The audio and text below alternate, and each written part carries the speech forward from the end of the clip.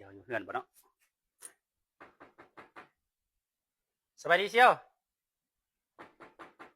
สบายดีโอ้บ่เจอกันโดนเนาะเป็นจังไดเป็นจังไดสบายดีอยู่บ่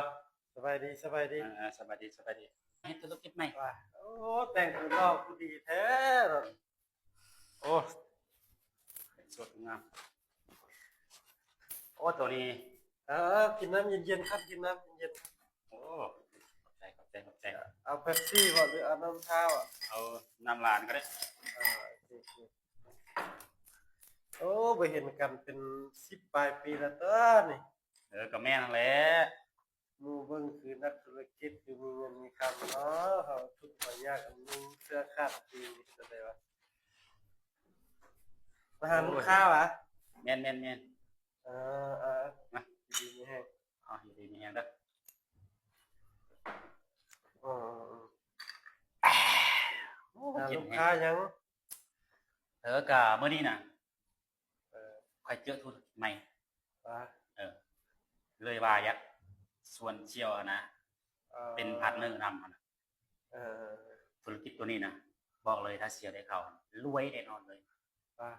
โอ้สมัยยับมาจะรวยตอนนี้นะมานี่บังนี่มาลุกกันดีๆอยากรวยอยู่เลยอยากรวยอยู่อ่ะมือนี่ทุกอย่างลำบากอะไรแล้วตัวมีความฝันอยากได้เดือนหนึ่งเท่าไหร่โอ้ใจก็อยากได้ลายแล้วเนาะ30 ล้านต่อเดือนเลยกันได้โอ้ยถามมาเข้าธุรกิจตัวนี้นะ30 ล้านมันน้อยโพดระดับ100คนได้ต่อเดือนได้หันนะระดับ100ถ้ามีเป้าอีกได้เชียวก็คือนะถ้าเจ้าค่ายได้เป้าอีกนะระดับ200-300 ล้านบ่เรือต่อเดือนเด้อ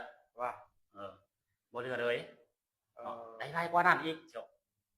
เนาะมื้อนี้คือเป็นโอกาสดีที่จะมาส่วนนั้นน่ะที่จะมาส่วนเชียวเนาะที่จะมาส่วนเชียวมาร่วมเป็นพาร์ทเนอร์นำกันเชียวสนใจบ่ไม่ก็สนใจอยู่แหล้วเรามาดูธุรกิจอย่างอยากได้ก็เงินคำได้เดือนหนึ่ง30 ล้านเลี้ยงเมียน้อยอีกคนนึงนะเสียจัดไปเลยเสียอธิบายสู้กันฟังอีก